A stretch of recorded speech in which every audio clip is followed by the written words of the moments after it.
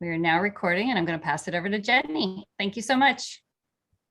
Thank you, Kristen. Good evening, everyone. Thanks so much for joining us tonight. My name is Jenny Bright, and I am in charge of programs for the South Pasadena High School PTSA. All three of my children are currently attending SPHS.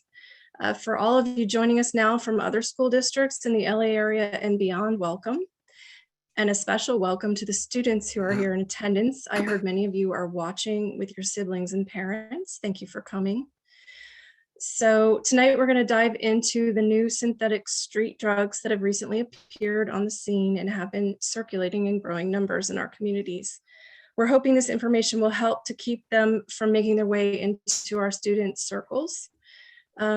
So first, we'll be speaking with Ed Ternan of Song for Charlie about the immediate danger and potential lethality presented by fentanyls. He'll explain that to you. Following that, we'll take a few minutes to hear from Sadie Metcalf from the LA County Department of Health about mental health resources. And finally, we will speak with author Sam Quinones, who will give us a broader perspective of the growth, supply chain, and distribution of these new synthetic drugs. So, Ed, we'll start with you. Thank you, Jenny. I hope you guys can all hear me.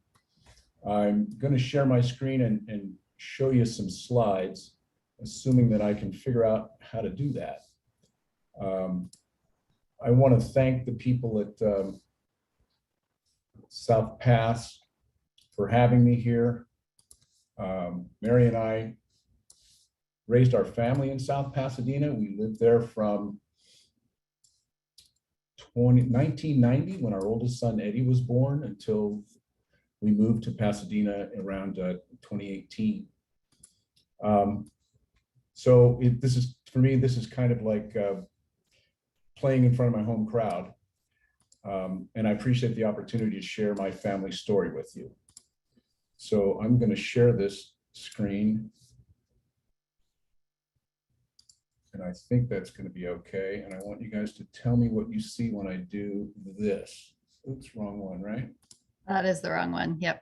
So let me try that again. Share this one. Boom. That looks great, Ed. Thanks. Is that better? Okay, thanks, you guys. So we're here today to talk about the fake pills that have flooded the market that are unfortunately taking the lives of many young people, my son Charlie included. That's the bottom line. This is the message that I want to get across to the parents and the kids in the audience.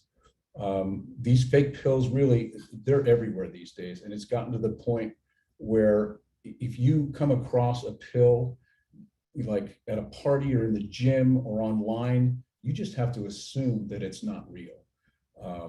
There are drug traffickers working very hard to manufacture what look like legitimate prescription pills like Xanax, Percocet, and oxycodone that we're all familiar with, that kids are familiar with, that in some cases they've been prescribed in the past, but they're not real. They're made of a very powerful opioid called fentanyl. And a lot of kids are dying by taking these pills that they think are safe that turn out to be deadly. So let me start by telling you our story. We learned this the hard way. This is my youngest son, Charlie. Charlie grew up on Milan Avenue, just north of Monterey Road, with his older brother and older sister. We do the Catholic thing, so Charlie went to Holy Family School, and then Loyola High School, and then off to Santa Clara University. And that's where he was when he died. Charlie came home during COVID in March of 2020 and sheltered in place with us. You know, one of those kids who came home from spring break and the university said, don't come back. So he was here with us for about 6 months before he and his friends decided, you know what, we're going to go back and spend some time together. It's just been too long, and we're going to be graduating college pretty soon. And heck, we may never see each other or not for years. And let's just go back and spend the last month together. And so they did that.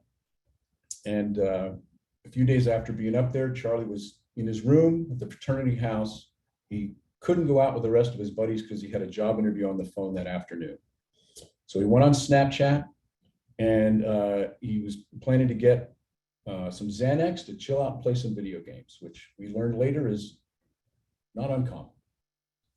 And he said to his friend, look, this guy's got Percocet too. I'm going to get one of those. My back is killing me. Charlie had back surgery a couple of years ago, famously complained about his back. And what we know is that the last time anybody talked to him was about 3 o'clock in the afternoon. And we know for sure that he never made the 5 o'clock phone call for his job interview. So sometime between 3 and 5, he took the Percocet, which was one of those M30s, and he never woke up. He was dead within 15 minutes or so. So Mary and I get a knock on the door, and on a Thursday night at 10 o'clock, there's been an accident in Santa Clara, and Charlie's dead. And our response was, what? You gotta be kidding. What are you talking about? Well, we think it's pills. Well, Charlie didn't have a substance use disorder. He had just lived with us for 6 weeks. Everybody was stressed out about COVID, but he was acting normally, behavior. There were no warning signs of any substance issues or depression or mental health issues. So we were shocked about that. And the next day we got a call from law enforcement up in Santa Clara where Charlie died. And they said, we'll have to wait for the tox report, but we're pretty sure this is fentanyl. We're seeing this a lot. So we get online and we're typing like crazy, trying to figure out what the heck is fentanyl. And we find that on page 6 of the San Jose Mercury News, there's an article that there's these pills floating around, and it's been on the local TV 5 o'clock news, and the DEA and the medical examiner and the sheriff's department all had bulletins on their website. Fentanyl is starting to kill people in the Bay Area. And Mary and I looked at each other and we said, kids don't read the newspaper. That's not where they get who's telling the kids about this? Because the first responders and the cops and the ER techs and all those people that we spoke to, their eyes are bugging out saying, this is getting really bad. Kids are dying all over the place. Kids just like every kid you see on the screen here. Every single one of these kids was in middle school or high school and died after taking a single pill, and in some cases a half a pill, that they thought was a safe Xanax or Oxy or Percocet. Most of them died in their own bed, in their parents' home. That's a disaster, you guys. You don't want this to happen to you. This is a disaster, and it's happening. I want to show you a few slides that'll demonstrate that it's happening here. It's happening now. It's in your neighborhood. It's happening to your friends and family. Everybody's at risk of this because young people don't understand. So Mary and I said, we got to tell the kids. We got to go where the kids are. So we reached out to the social media companies. We started working with Snapchat. You know, they're headquartered here in Southern California. We know people who work there. They're not in Silicon Valley. We have other families who are connected with people at Facebook. They made an introduction there. And when we explain to people what's really going on, that this is not drug dealing as usual, that this is deception, it's fraud, that these kids are being marketed something, sold something under false pretenses as something safe and familiar that's actually deadly, people's mouths drop. And they say, we need to fix this. We want to help. So our strategy is to take the message, the warning messages, directly to kids as we can by going on social media, which is where they are, and into schools, and to speak their language, to create engaging content for young people, and warn them as fast as we can that these fake pills have flooded the market. Now, this next slide, I want to play a video. This is about 2 minutes, and it's a news report that we did with Snapchat. And they put it out on their platform. And I think in about 2.5 minutes, this does a really good job of summarizing the problem in a way that we can all relate to. 2020 set a new record for drug overdoses in the United States, up 30% from the previous year. You might think that this is just a dark byproduct of the pandemic, but it's more than that. Thousands of Americans, especially teenagers and college kids, are dying by accident. because they're buying and taking black market prescription painkillers that are secretly laced with fentanyl. One of them was Charlie Ternan, just 22 years old, from Los Angeles. He died suddenly last May, playing video games by himself on a random Thursday afternoon after taking a counterfeit Percocet he bought online. His dad said it happened fast. Charlie died after taking a single prescription pill. He thought he was getting a Percocet online. That's not what he got. What he got was what we call a Fentanyl, a counterfeit prescription pill made of fentanyl. The doctors tell us Charlie probably died in about 15 minutes after taking the pill. Charlie's parents, Ed and Mary Ternan, started this group, Song for Charlie, to raise awareness about the risks of buying prescription pills like oxycodone, Xanax, even Adderall from random dealers on the internet. Every morning, Mom Mary Ternan comes to her in-home memorial to look at photos and remember her son, Charlie. It was really hard to first look at these pictures right after Charlie died. It's really important to keep his soul and his presence alive. Charlie was a big dude, 6'2", 235, but he never had a chance. Because even a trace amount of fentanyl in a pressed pill can kill you almost immediately. Fentanyl is a synthetic opioid 80 to 100 times more powerful than morphine. Drug cartels lace pills like Oxycontin or Adderall with it because it's cheaper and easier to transport. People then buy them on the street not knowing what they're getting. Mexican drug cartels, not some Breaking Bad dudes down the street in the garage, are making these shady pills, and they're making bank.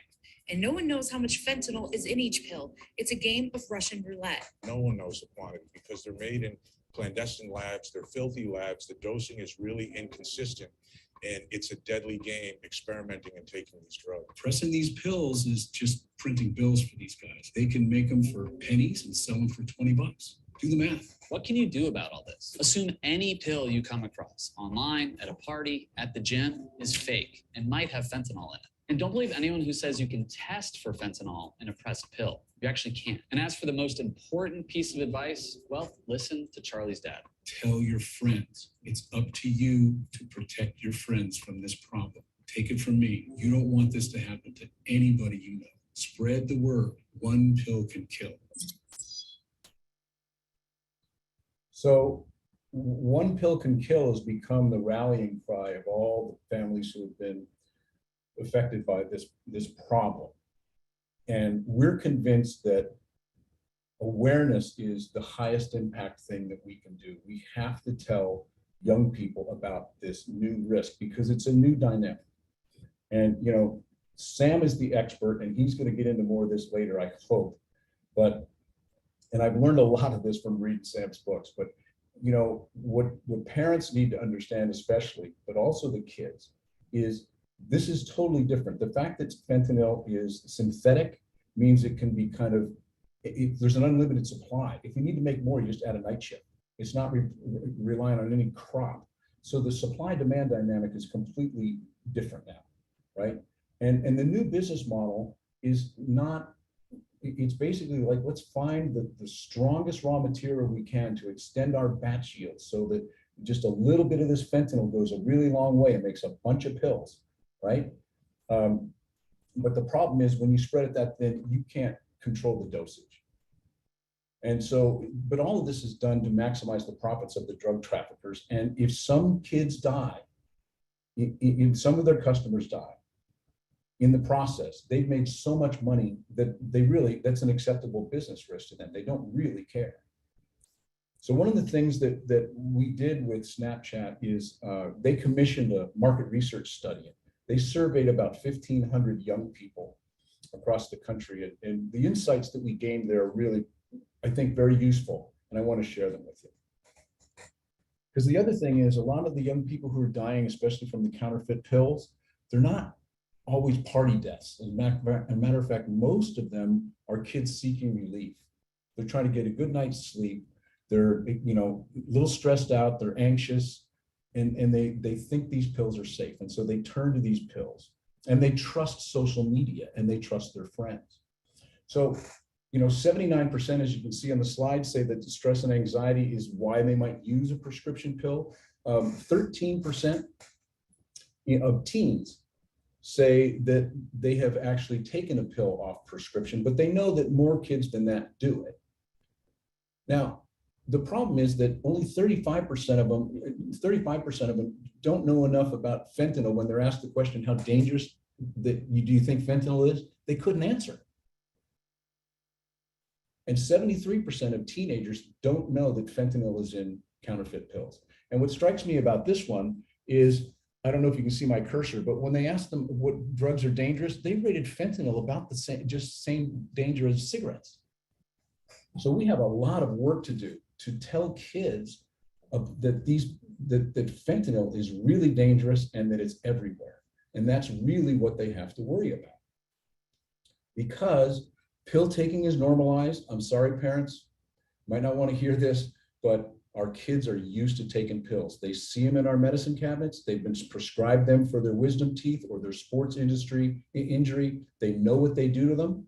They know how they make them feel, and they will take them recreationally to experiment and try something or to relieve their stress. At the same time, they don't know that these fake pills are so dangerous. And as a result, this is Los Angeles County. Let's bring it home. This is right here where we live. Starting from left to right, the white is 2019, the latest numbers we have. The yellow is 2020. All drug deaths in Los Angeles County, right here where we left, went in 1 year from 29 to 74 among kids aged 15 to 19. In Los Angeles County, 63 of those 74 deaths were fentanyl. Most kids that age haven't graduated to the needle yet. There are people who are addicted to heroin and or long-term problems with substance use, polysubstance abuse, who are dying because fentanyl is in the drug supply also, right? But a 15 to 19-year-old, we can guess that most of those 63 deaths were in the form of a pill. And when you ask the kids what is dangerous, I don't know if you can see my cursor, but they move back from right to left. They rate the dangerous drugs that they're aware of in this order: heroin, meth, and coke. But young high school kids are dying from fentanyl X times more than they are of those drugs combined. And when you look at the growth, the change in the death rate, 15 and 16-year-olds are by far the highest impacted age group the increase in fentanyl involved drugs. These are high school kids. So the game has changed. When we were growing up, parents, teachers, we were told, given the drug talk, it was like a journey. It was like a path. And the danger was you could get off on the wrong path. And if you did, you might start out trying a few things and then kind of settle into, well, this is what I like, I'll smoke a little pot and with my white wine or whatever, and you're an occasional user of recreational drugs. But the warning was, you don't want to make it a habit, because if you do, it's going to have a negative impact on your life. And in one day, you may go so far to be dependent on that substance. And the risk there is that you'll accidentally at some point take too much of your drug of choice and die of an accidental overdose. Of course, according to that narrative, there's always opportunities to intervene. Most people age out of their risky behavior.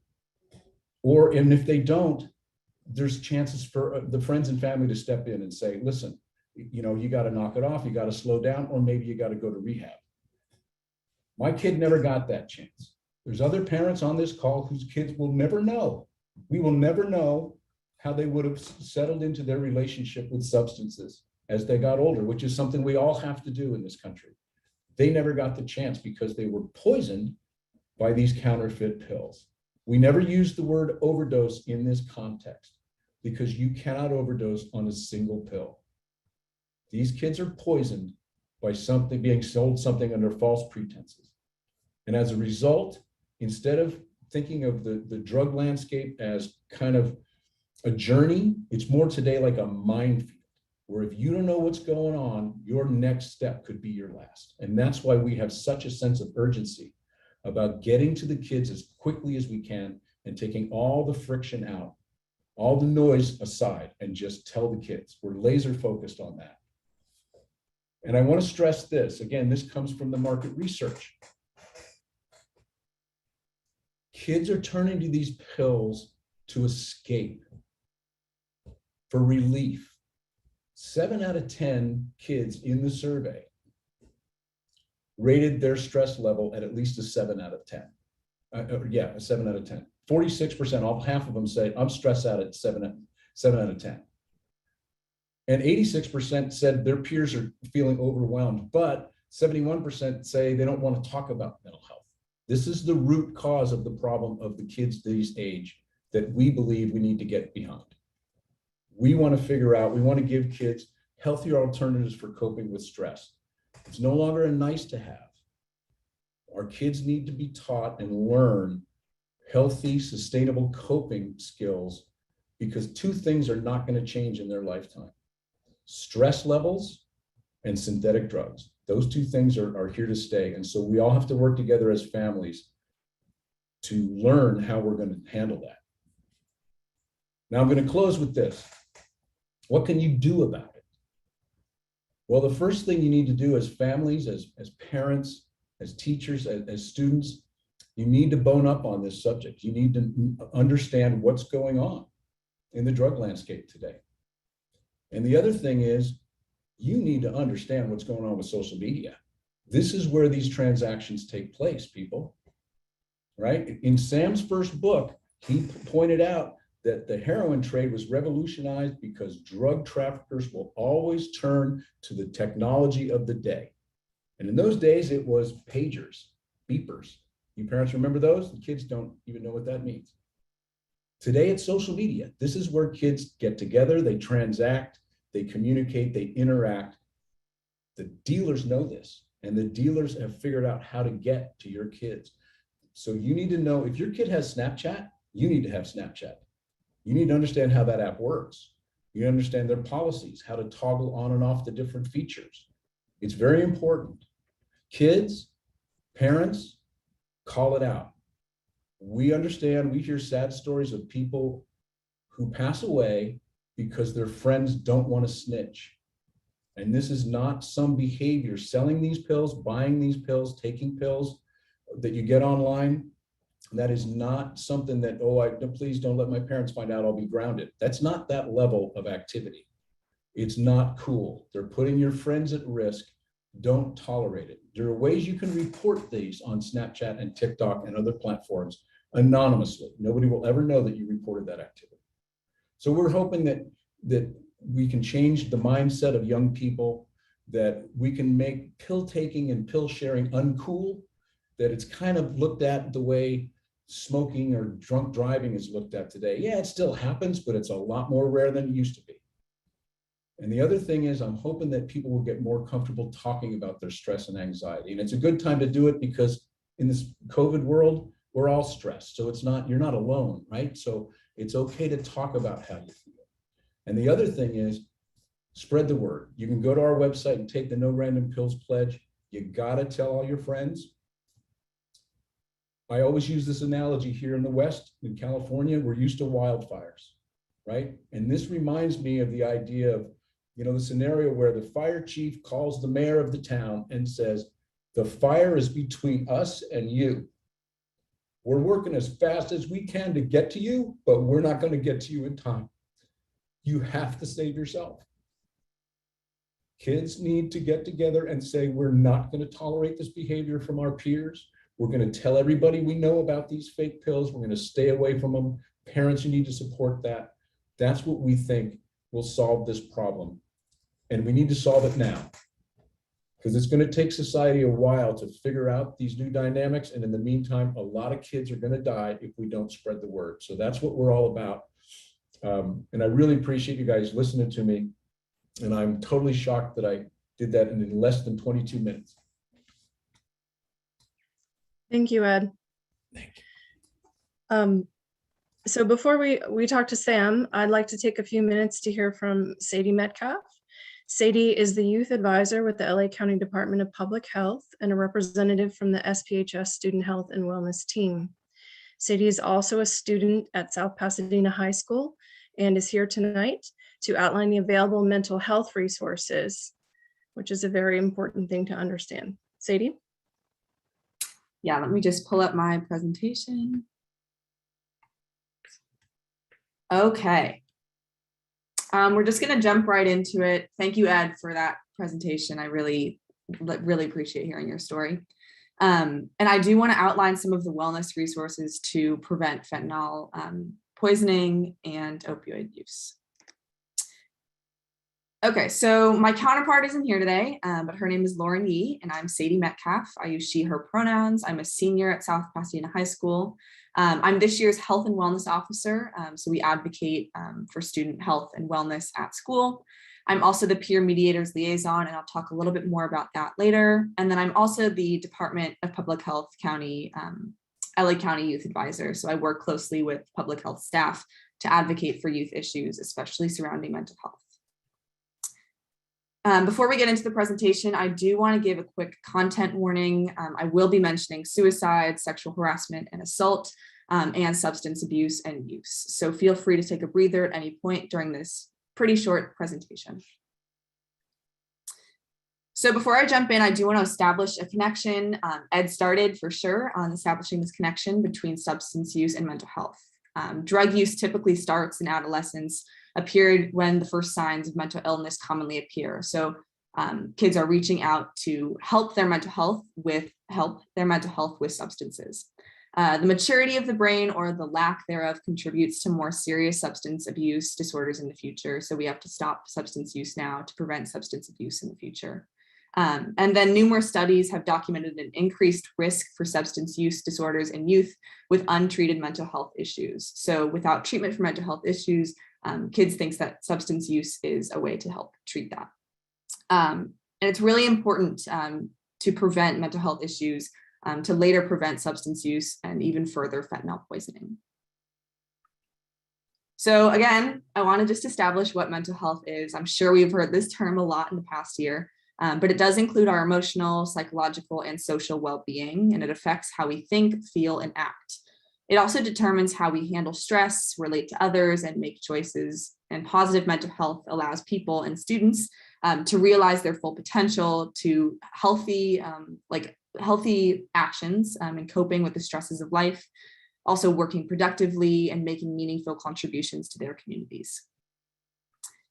So one way that we can prevent substance use and fentanyl poisoning is by using the mental health resources that we have. On campus, we have a lot of available and accessible mental health resources for students. And then also there's a lot of off-campus hotlines that are specific to different kinds of mental health disorders. So I just want to show these graphics. We recently conducted a mental health and wellness survey. And these were a couple of the questions that we asked. So the first graph on the left shows that people know that they can see their counselors for non-academic concerns, but the graph on the right shows that they haven't been using their counselors for non-academic concerns. So I do just want to elaborate and point out that the SPHS counselors are a great resource for students to talk about mental health. They're here for academic needs like scheduling, but they're also really here to help your students with their mental health. In order to contact the counselors, students can email or just visit them during school hours in the counseling office. They have access to a lot of mental health resources and also they can also refer to other mental health professionals on campus and off campus. And then one of those mental health professionals is our social worker. Her name's Miss Prime. She's also very much here for students' mental health needs. She's also in the counseling office, and students can email her to make appointments. Ms. Prime is here to personally talk to students about their mental health needs and can also refer students to other mental health resources. So the SPHS ASB Wellness Team, that's me. We're super here for students. We're here to advocate for their health and wellness, to the administration, to the PTA, to the school board, and to the student body. So we're really easy to find. You can find us at school, email, text, or through Instagram. And then on campus are the peer mediators. So the peer mediators are a really great group of students on campus who are dedicated to advocating for student wellness. They're also trained in conflict resolution, so you can find them to conduct student mediations and also peer support sessions. You can find them during first period in room 316 or reach out to me or Aurelia Olguin, who is the other peer mediator liaison. They also conduct a lot of stress relief and advocacy projects. So part of that is, publications like the mini magazine that we publish each month. We also do a blog about systemic issues on campus. And then we also do a lot of advocacy projects that are meant to provide spaces to students to speak about mental health or about other issues impacting their lives. There is so many hotlines online for students to talk to. I'm not going to talk about all of them because there's a lot, but I am going to put this link in the chat in just a second that has a lot of hotlines that are available for students to access at all times. And that kind of concludes my really short presentation, but I just want students to remember and parents to remember that people are here for you and your students. There are ways to access these people and their hair to help you. So let me just drop the link in the chat, and that just concludes the presentation. Thank you. Thank you, Sadie. That was very helpful information. So our final speaker for the evening is Sam Quinones. Sam is a New York Times bestselling author and LA Times journalist who has just released his latest book entitled The Least of Us. Sam has traveled all across the United States, hitting the ground to visit the very communities that have been most crushed by addiction. He has gathered these personal stories so that the rest of us can have a window into these newer street drugs. Also stories of people who are working to make their communities better places to live. Tonight, he will give us a broader perspective about how they are impacting not just LA, but the rest of the country as well. Sam, thanks for giving us your time tonight. You're welcome. Thank you. So after your work in Dreamland, researching the legal OxyContin pills and the damage that they did, what are you seeing now that is different with the pills that are currently in circulation?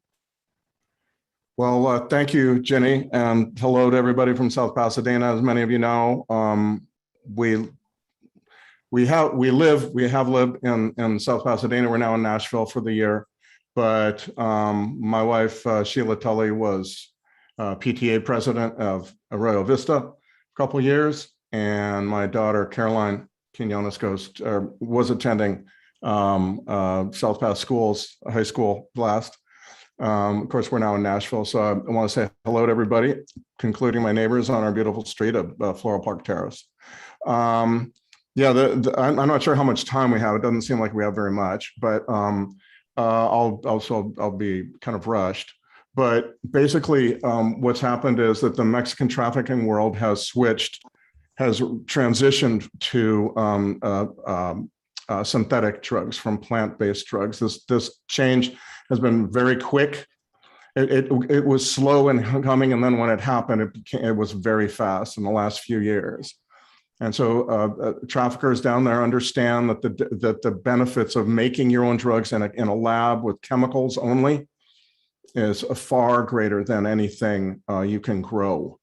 And that's what's happened. So they now make, they understand that they don't need, with synthetic drugs, you don't need land, you don't need sunshine or irrigation, you don't need large farming contingents.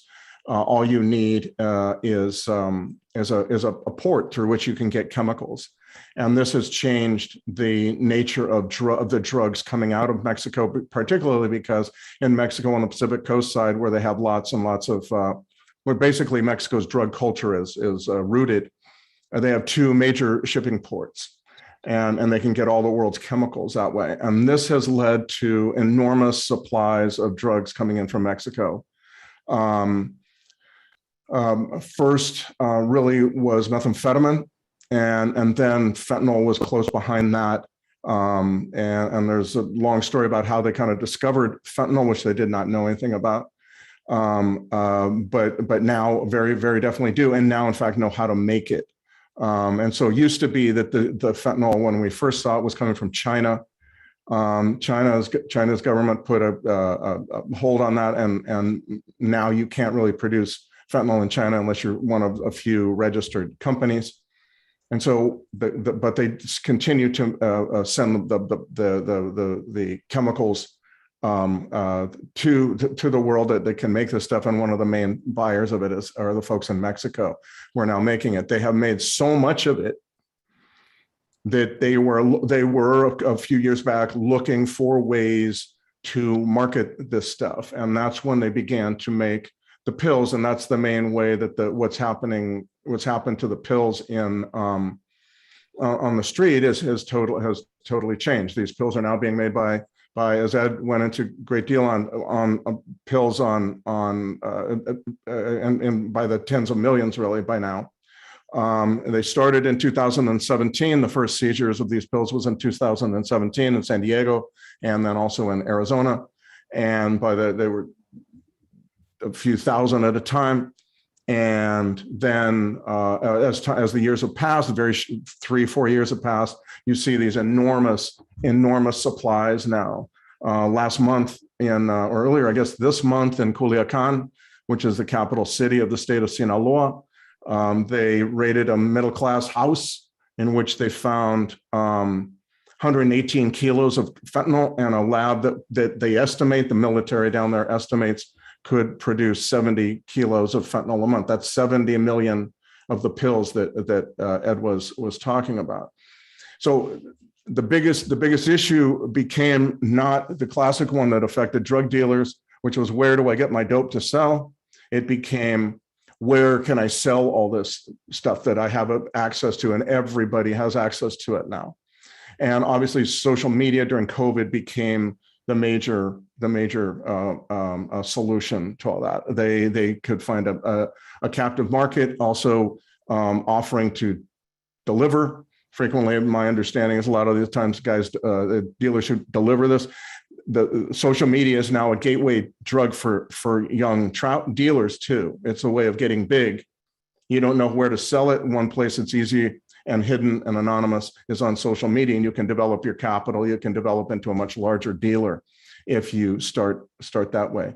And so that is really the major change. They have covered the country, which is an amazing achievement, unprecedented achievement, both with methamphetamine and fentanyl, because once you have enough chemicals, you can make these drugs all year round. There's no seasons anymore, as there is with marijuana or poppies or what have you. And so you've got all this supply of chemicals, and you can make as much as you want. And the pills are simply a convenient way of smuggling them. And they understand, as Ed said, that this is an American love affair. We have pills, and so that's the main way in which, and answer your question, Jenny, that's the main way in which the pills on the street have changed. Okay. So you've spent a lot of time personally meeting and talking to people out there on the street, as well as talking with treatment centers and shelters. Tell us a little bit about the new meth formulations. What have you seen? How has methamphetamine changed, and how is it affecting our communities? Yes. So a few years ago, 2008 to be exact, the Mexican government made illegal a chemical called ephedrine, which had been used and very efficiently to make methamphetamine by the Mexican trafficking world. Ephedrine, you may know, is a decongestant. It's found in Sudafed pills, and it's a fairly common thing. And when they did that, the trafficking world in Mexico was pushed to change how they make methamphetamine. The methamphetamine that they're making now since 2008 is a much messier, smellier form of methamphetamine, but it has one benefit that ephedrine made meth doesn't have. And that is, you have a bunch of ways of making the precursor in this new method. This new method uses a chemical called phenyl 2-propanone, just call it P2P for short, very easy to remember.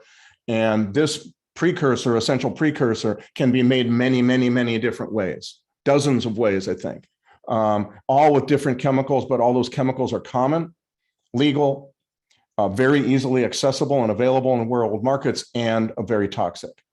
And so they began doing this, and the effect was to create the supply that I was referring to earlier. This stuff really began to amp up in enormous quantities in 2013-14 in Los Angeles. We began to see it, all the West Coast, and then by 2017, it's in the Midwest, in Ohio, in in Indiana and Tennessee, where we are now. By 2019, it's covered all the way to New England, which never had any meth at all. This is an unprecedented thing for the underworld to achieve. You've never seen one source create enough drugs to cover the entire United States, including, frankly, Hawaii, matter of fact. But along with that, and so what they've also been able to do is drop the price. So the price is now 80% lower than it ever historically was. It's just remarkable supply achievement. The problem, all meth can be dangerous to your brain and so on, but this meth is accompanied by by something else that is of enormous importance to Southern California and really the rest of the country. And that is that it is accompanied by very quick, rapid onset symptoms of schizophrenia. And that this would be a very intense paranoia, very vivid hallucinations, inability to really be around other people. And so what it also leads to very quickly is homelessness. And so it leads very quickly to mental illness and homelessness. And I believe very, very quickly as well, one of the main reasons behind the tent encampments that we have today all over, well, in all parts of the country, is this new methamphetamine. The tent is a perfect lodging for a person who is so mentally unbalanced as to think everybody's out to get them. There's no chance that person's going to live in an apartment or house while he's in this unbalanced state.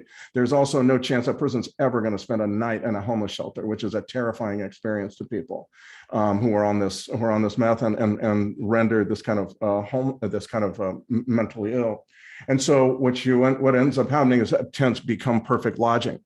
They're a place where you can be away from the world all by yourself, nobody else around you. And my feeling is very strongly that a lot of the tent encampments that we've seen really, and the mental illness and the homelessness that we have seen, has been driven by this just colossal and staggering supplies of methamphetamine that are now, in this new way of making it, that are now coming out of Mexico over the last, certainly since 2013, 14, in the Los Angeles area. It's I believe, a story that goes all across the country. It's creating homelessness in areas without any problem of high price of housing like we have in Los Angeles. And in my book, I write about the community of Clarksburg, West Virginia, where a Rust Belt town where there is seriously no problem of finding cheap housing, and it has created homelessness, unprecedented homelessness in that community. I write the story about that. So that is our new meth situation. But all of this is part of this move away from plant-based drugs and toward synthetic drugs made with chemicals, and those chemicals available through those ports from world markets. Okay, thank you. So I guess my last question before we go to questions from our audience for you, Sam, is what do you think the future looks like, given that there's basically no stopping the supply of pills pouring in and new synthetic drugs pouring in? What do you think we could do to prevent fentanyl poisonings and death? Like, what can we do as a community? How can we be hopeful here? Well, I would say one thing, I have to push back a little bit on that. I would say that there are solutions to this problem, but they come in the form of binational collaboration between the two governments and the employees of those governments. And the employees I think are ready to collaborate. Whether or not the higher ups are ready for that is another question entirely. I lived in Mexico for 10 years. And Mexico has never really seriously addressed this issue of corruption and drug trafficking in its midst, which is creating such problems now. We have never addressed the very serious problem that we have of gun sales and those guns being very easily smuggled down to Mexico, which ensures the impunity of all those folks to make the dope the way they make it. I would say, though, that as always in my books, the focus has always been on community and on developing connections among ourselves. I really believe now that's more important than ever. It's more important at the high school level too. What it really requires of us all is a far closer attention to what's going on, attention to what's going on at high school parties, I do believe now, you know, in elementary school, we were all very close to each other's, to our the parents of other kids who were in our kids' classes, and it was very easy to be part of that. Once you get to junior high and especially to high school, it becomes a very different situation. So it seems to me we really need to work hard to develop the connections between among the parents in our kids' friends group, groups to be able to understand who they are, what kinds of, if they're going to a party, what that party is going to entail, who's going to be there, what kind of supervision there's going to be there. It's a kind of a community, it takes a village kind of attitude.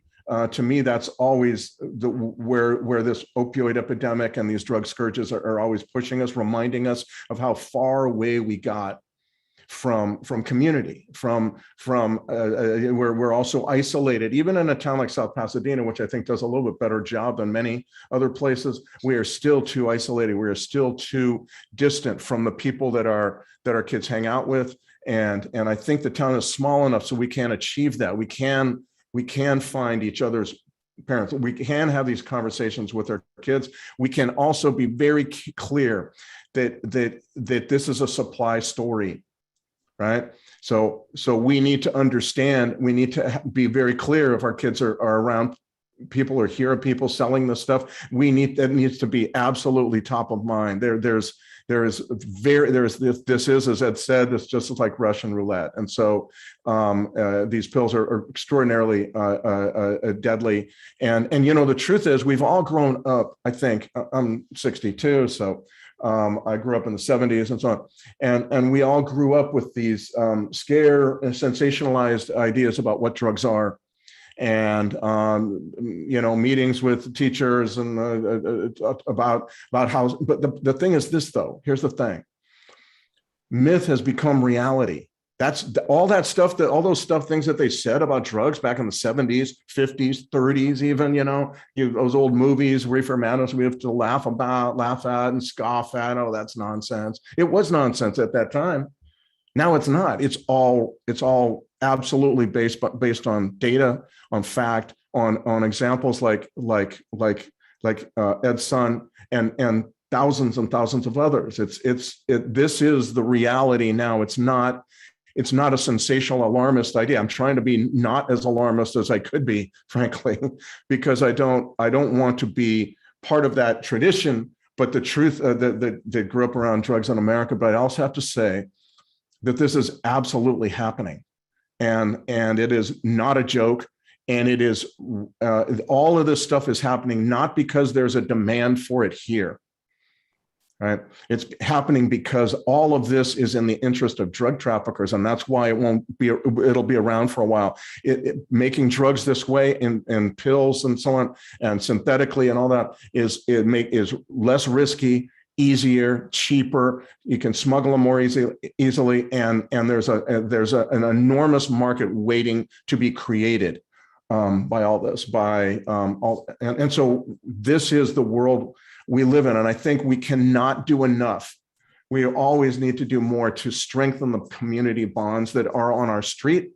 And certainly in high school, when kids began having friendships that are far, far away from our street or nearby, we absolutely need to have communication, deep communication, not eye-to-eye, face-to-face communication with each other, with their parents, to understand, you know, what can we do? Who can we talk to? Who these people are? Do we want to have our kids over at their house? That kind of thing. This is not. This is the time for that, because that's what this scourge is telling us, is that we have gotten so far away from community bonds and connection that we're all kind of isolated, and moving on from that is a very important thing to do.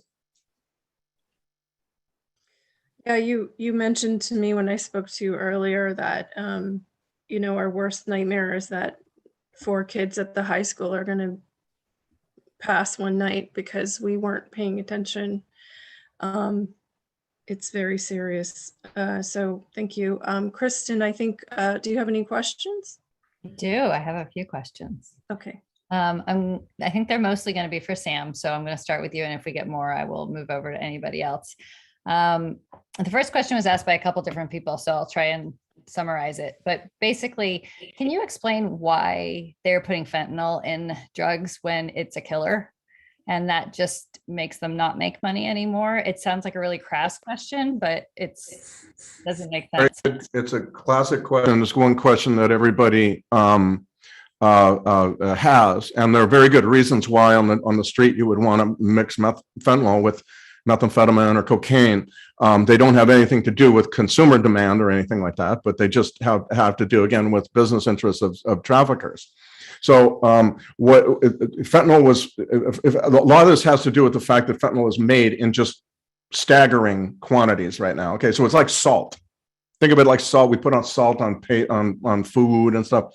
Well, trafficking world has learned to just mix it into any drug that they have. First started with heroin, of course, back in 2015. And so we began to see heroin. Well, that made sense because they were both opioids. But now, in the last couple of years, and certainly, well, I think before that, they began to understand on the street dealers now began to understand that they could put it in anything and it would boost the potency or the kick of whatever they were selling, and crucial in all this. So that's one reason you want to boost. If you have cocaine, it comes up from Colombia, it's been cut, stepped down about 4 or 5 times. Well, you add some fentanyl to it and all of a sudden it's a little bit of a boost, but there's more to that really, because once you add fentanyl to cocaine, you very quickly get an opioid addict. You get a new consumer who will buy from you every single day, okay? Because opioid addicts need dope every day to keep the withdrawals and the dope sickness away.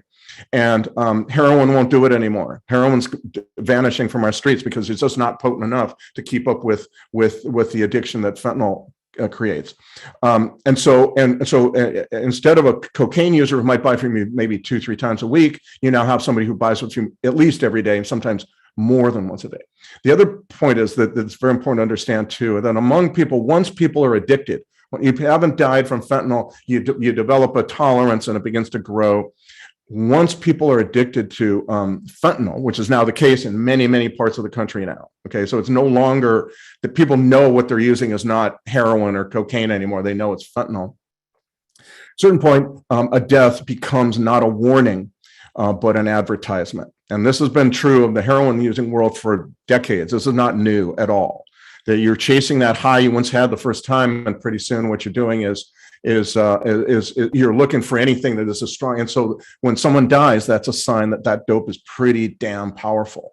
So let's go get that, right? This is a common thing. And so, for example, I was just interviewing a woman in Eastern Tennessee addicted to fentanyl, and she's quite aware of it. And she told her wholesaler, look, when you buy, wherever you're buying, wherever you go to buy this stuff, I'm going to give you fentanyl strips, right? To test the stuff that you buy, because I want you to make sure that it has fentanyl in it. We won't buy anything that doesn't have fentanyl in it anymore, right? So you get, this is a new demand. It's like a customer expansion move. And if a few people die along the way, it's not because in many areas, it's still not considered murder, or it's still not prosecuted as murder. A lot of people don't think it's, there's no consequences to it. Now, more and more people are doing that, or more and more DAs are doing that. But of course, LA's is not. But I think the only way to really convince dealers not to do that is to start charging people with murder once they sell somebody a drug with fentanyl in it, because it's the only thing that the trafficking world understands. I'm sorry, there's just good wishes that don't work. And so this is why you're seeing it. But it's also true that this is the first time in the history of drug use that we have seen drug trafficking profits, and enormous ones at that, lottery ticket type profits, connected to people's ability to mix meth. I'm sorry, fentanyl. Sorry about that. Fentanyl. And so when you have that, that's why people have become, kind of used to now mixing fentanyl with almost anything. And we're seeing it now in little by little. I don't want to overstate the case, but certainly we're seeing examples of this, of fentanyl included somehow in marijuana. And so all of that is why there's other reasons having to do with what Mexico might not care, because they're major producers. They don't really think about the people who are using this. They just want to make some money, that kind of thing. But there's good reasons, in quotation marks, for the business world why you would want to mix all this stuff, even though you would risk a death. Thank you. Did you mention the fentanyl strips that person that you interviewed, did those actually work, or is that something? Yeah, no, those there are strips you can get, and actually for people who are not addicted to fentanyl, it's not a bad idea. I mean, it's a harm reduction idea to, if you have cocaine, to test your cocaine with these strips, and it tests for fentanyl. I don't know if it tests for all fentanyls, because there's not just one fentanyl. There's numerous analogs. There's hundreds of them. As I talk about in my book, the guy who invented fentanyl understood this. By the way, I want to say this: fentanyl is a fantastic drug. Okay. When used medically, it is magnificent. I've had fentanyl. I had a heart attack 4 years ago. They gave me fentanyl in the hospital. It revolutionized surgery. It is a magnificent use in medicine. The problem is because it is so potent. The problem is, because it's so potent, it is extraordinarily dangerous in the wrong hands, which is where it finds itself right now. So Hey, you Kristen, mentioned do you mind if I comment on the fentanyl test strip thing? Yeah. My friends on the line will know that this is a real issue for me. To me, this is an example of how society has not quite gotten their arms around this problem, because fentanyl test strips test liquids. You cannot test a pill. So this is an example of, well, we have something that works in the harm reduction community for heroin addicts. It makes a lot of sense to test your shot before you inject, so that you know if it's fentanyl in there, and you change how you ingest the drug. That's a very good harm reduction tactic. I've become convinced that there are good ways to really reduce your risk depending on how you test a sample of your cocaine. But for a pill, because of this thing called the chocolate chipping effect, you can't test part of the pill and know that the rest of the pill is fentanyl free. And you cannot test one of these and know that this one doesn't have anything in it, but one of these isn't completely loaded with enough fentanyl to kill 5 people, because uneven batch mixing is a big part of the problem, right? So one of the things, when we're talking about high school age kids and pills, we're concerned about sending any mixed signals. If anybody says you can trust these pills, they're tested, my guy tests his pills, that's not true. Because if it's in pill form, it hasn't been tested. You have to turn this into a liquid and then drink your pill in order for the test to work. So we got to be careful with fentanyl test strips and pills. Yeah, that's a good point. That's great. So you mentioned that it's been seen in marijuana a little bit too. My sister's a nurse. Kind of what she told me recently, because we had a little issue with some marijuana use, was just the good thing about legalizing marijuana. And I just was wondering if you could speak to this, was when you get it legally, it is mixed correctly, it is dosed correctly. Would you not say that's true, or would you say I don't? We have mangled this thing so badly in California. It's a joke. There is no inspection of this marijuana. Okay, I'm not saying that the examples of people having bought and used marijuana with fentanyl and haven't happened in California, haven't heard of this. But the truth is, we have done this so badly in this state that, what was the main issue of the main lesson of the opioid epidemic? Be careful.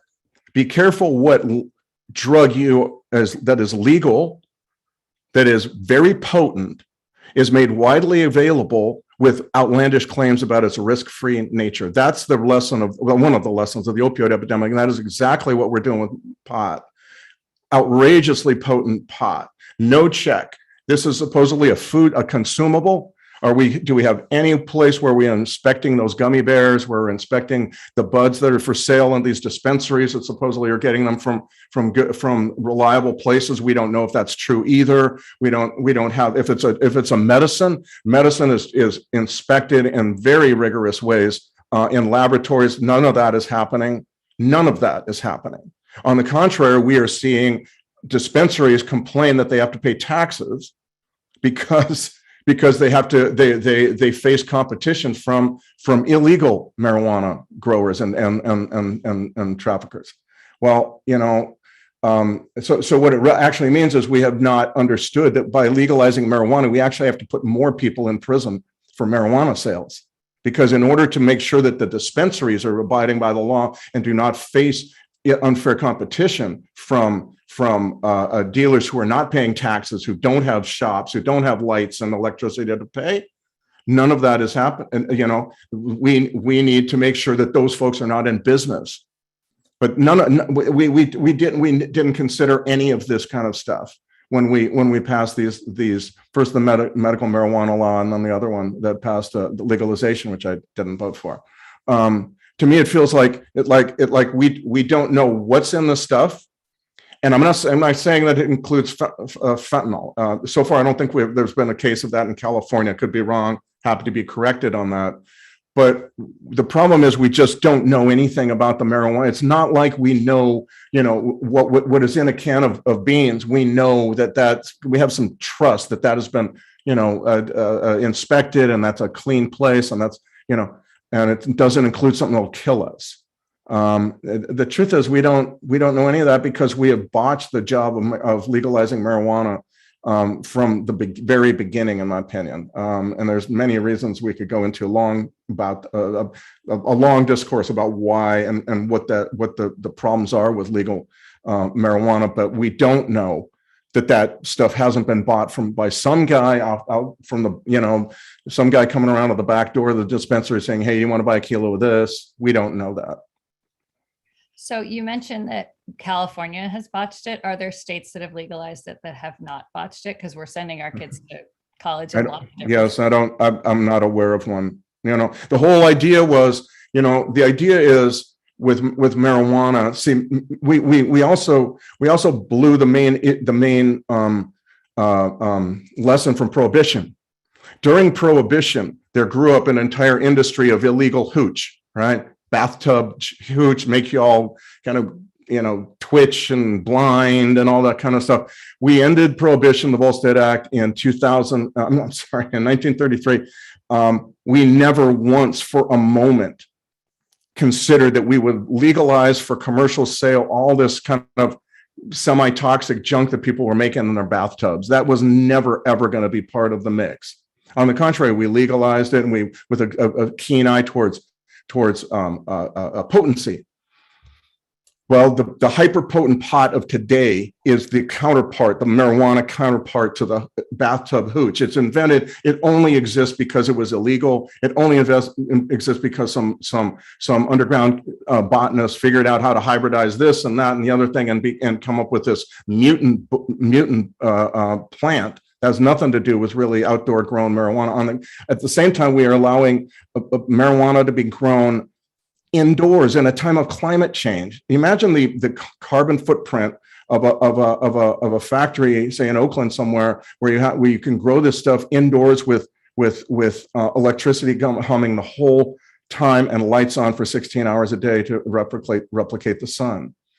To me, all of this is I don't see Colorado or Washington or Oregon, to just name the closest states to us, have done any better on this issue. There's no attempt to regulate potency. There's no attempt to really inspect what we're selling. None of that, it seems to me. And so therefore, at least in California, it seems to me that we have not gotten rid of the illegal black market of marijuana. Thank you.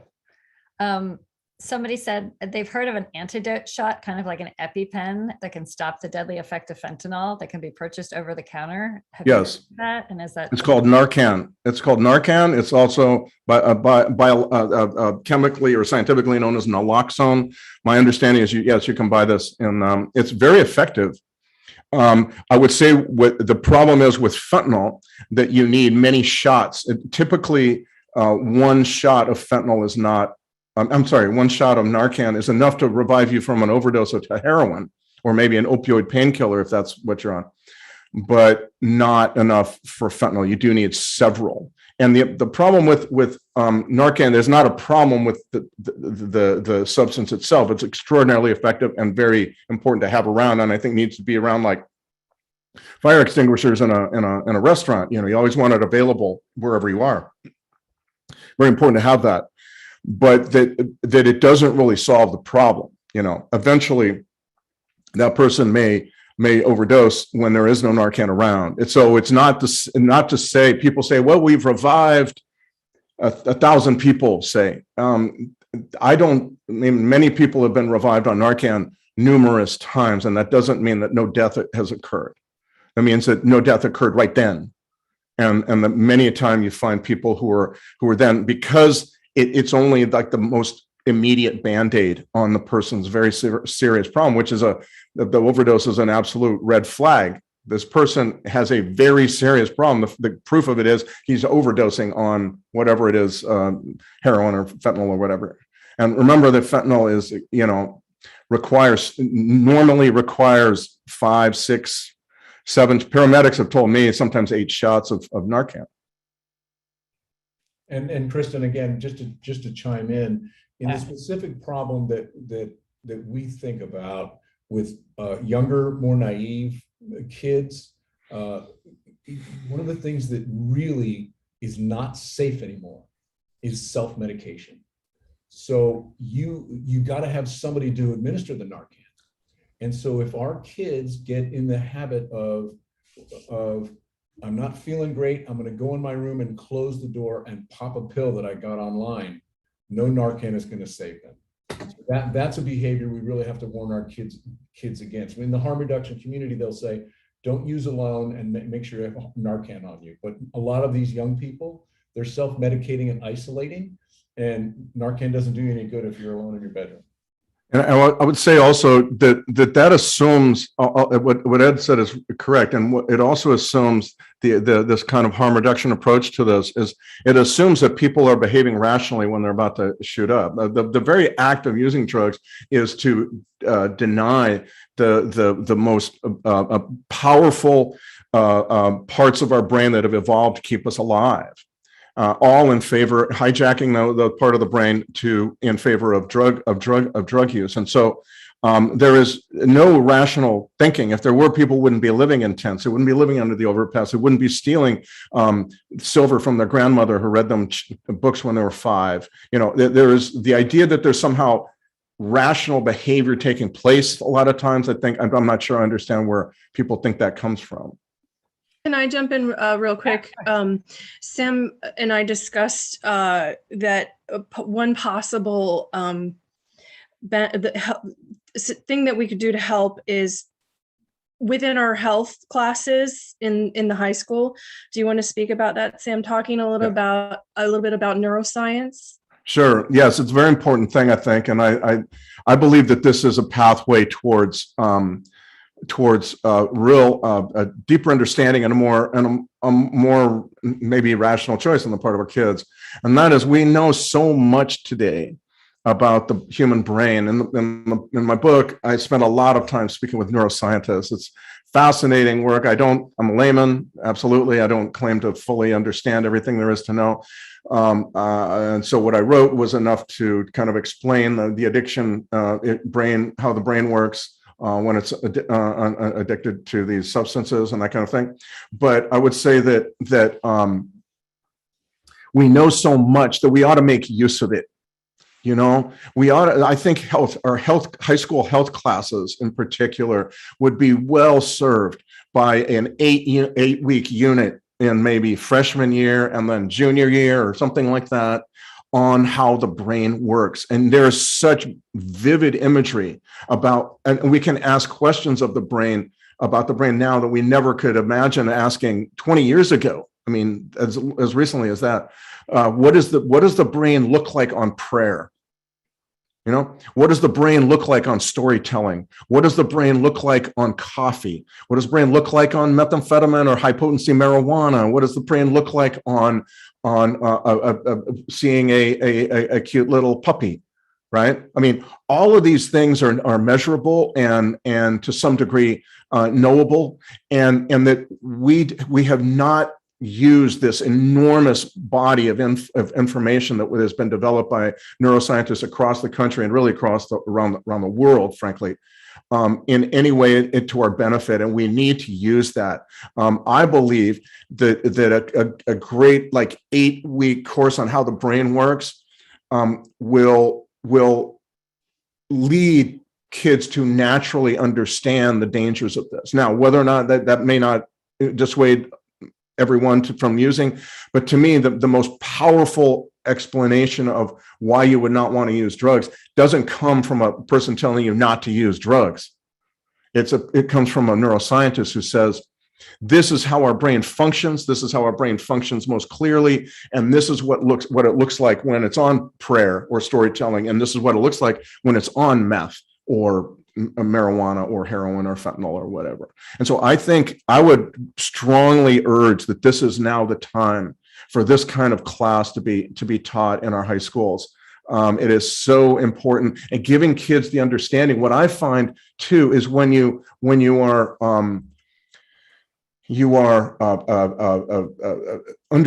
understand how the brain works, it allows you not to be a free person.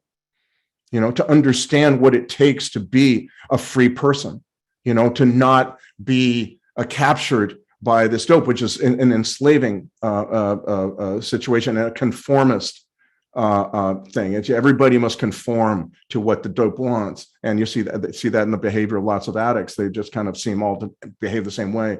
I think that this is a kind of just a wonderful opportunity to use those neuroscientists we have all over and start these kinds of education that our kids need. Great, thank you. So I think we were trying to end by 8:20, but we have a bunch of questions still. So if I end by 8:30, are we good, everybody? I just want to let everybody know. Sure. One person was asking what are, sorry, I lost the question, so I'm gonna try and figure it out. What are names of drugs? Like, what are the slang terms kids are using for any drugs that are out there? So we all think our kids are not doing anything because they're not talking to us, and then we realize they probably are. So if we hear anything like certain words, are there words we should kind of think about? I think Ed would be the one to address that. He had some interesting graphics, I think, that he can show. Well, I don't know if I got the graphics on those. There are some floating around, and I can certainly get them to you guys. Okay. Some of the other parents have put together some useful infographics that show all the different slang terms. The emoji for a plug, the drug dealer is known as a plug, and so the emoji for like an electrical plug, the end of a cord, is something you definitely should look out for. Right. So now what the slang terms are for the specific drugs, there's a chart floating around out there that we can get you that'll help. That would be great. We can put that on our PTSA newsletter when we send out the video. So that would be there's great. a group I'm like kind of there's a group called Stop the Void, victims of I can't remember drugs, Stop the VOID.com, and they have I'm pretty sure they have these the all the emojis and all that kind of stuff that go along with those, and so that's one place you can look, stopthevoid.com. Fantastic. Since I've got you back, Sam, any predictions on future innovations that could be risky for youth after fake pills like fentanyl and vape or other new synthetics that you're worried about? I get very leery about predicting the future as a journalist. I'm not sure that it's necessarily the best occupation. I do pretty well describing what was and what is. What comes next? Geez, I got really no idea. I think what we need to focus on really is just right now. These pills are very scary, and that there is, people. I put up on Twitter one time that there was these cases of people mixing marijuana and fentanyl, and of course the marijuana advocacy community gets very upset at that, and oh, what's your source and that kind of thing. Well, it's people I talk to who are addicts on the street, but but their feeling was, well, that would never happen under legalized marijuana. And I'm like, well, why not? What is keeping it from happening? To my way of thinking, there is no moral compass that guides people. Some dealers there are. I've met folks who've done this, and they're like, I don't want to really sell that because it's so bad. I wouldn't do that. Maybe they wouldn't. People do have moral compasses, but frequently the money and being around drugs just numb those compasses. And so why we would not begin to see lots of marijuana with fentanyl in it, I'd have no reason to think it would not happen. Okay, thank you. I think that, Kristen, there's a safe prediction to make about the future. Yeah. And we've kind of said it already. I think this shift from the farm to the lab is here to stay.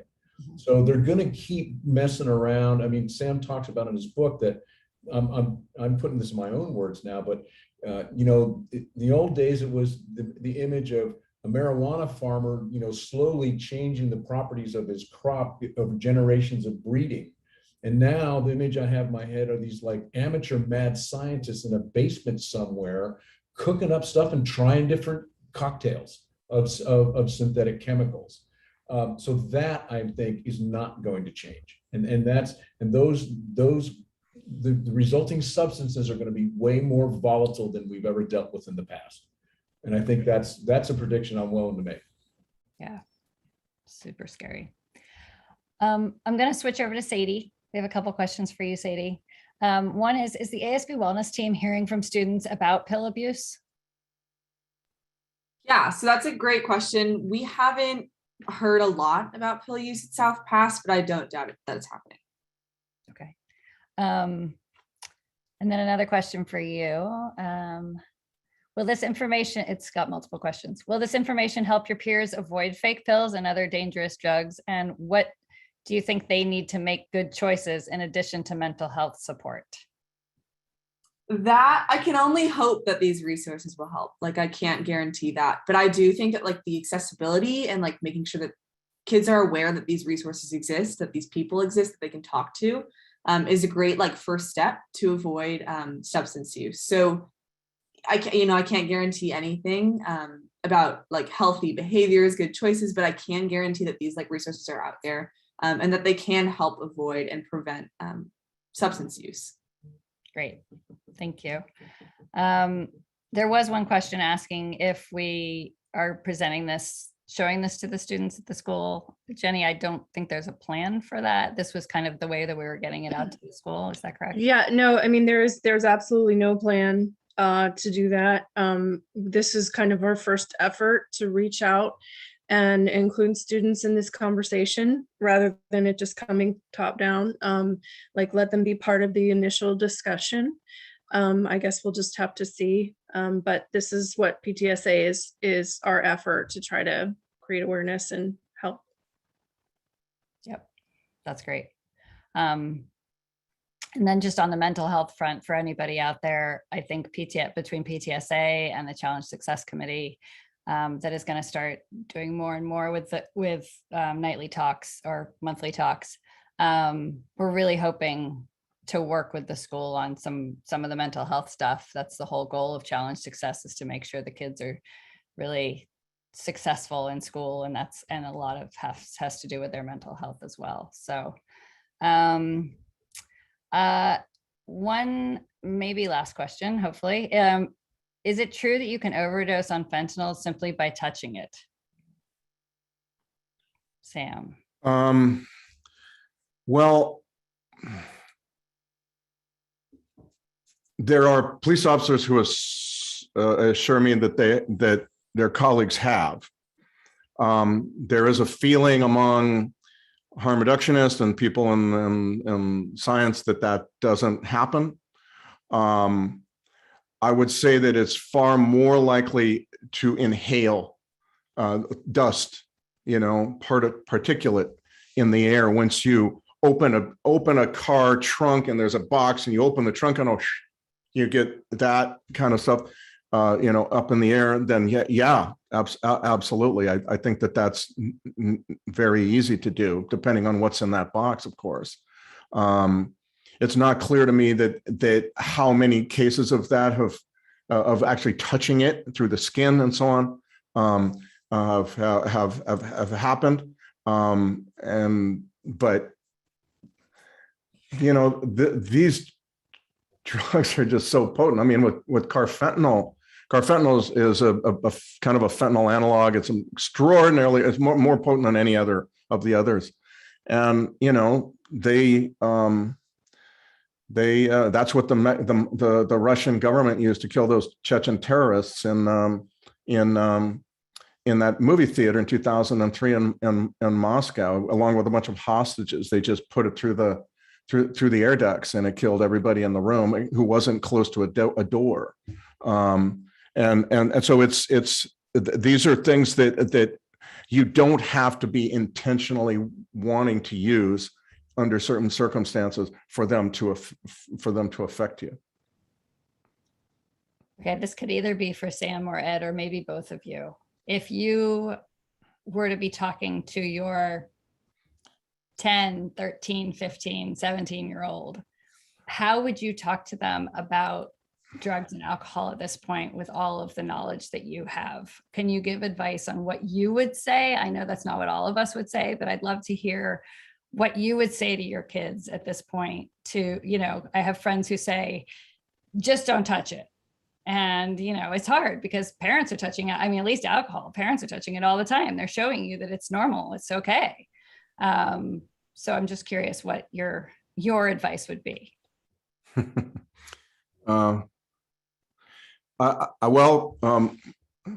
My daughter, Caroline, has been hearing about this stuff for the last 10 years as I've been writing about it in 2 books. I think she's heard too much, really too much now, honestly. And so she's asleep right now, I hope, upstairs. Okay. So I hope she's not listening to this, because she's heard this from age 7 or something like that. I think it's been a long time.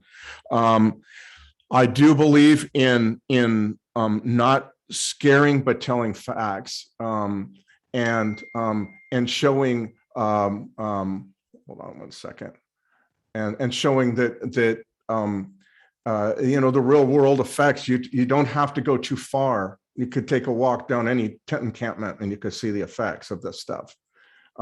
People like to think homelessness has a lot to do with high cost of housing, and it may in some cases, but I don't think the folks in tent encampments are the prime examples of that. I think it's more the drugs that we're talking about. I believe, I will tell you this, that this is the way I kind of view what's going on.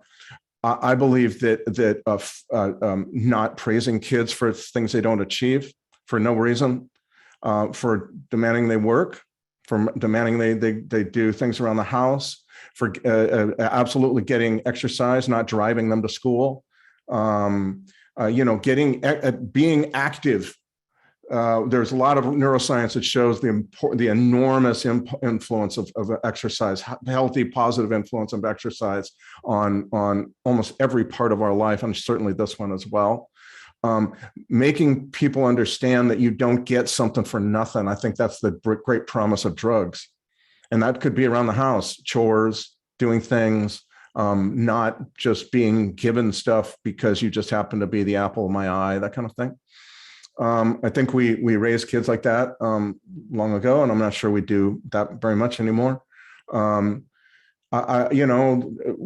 can I tell kids? What can I tell my daughter about this stuff? She sees it, so she's not immune from it.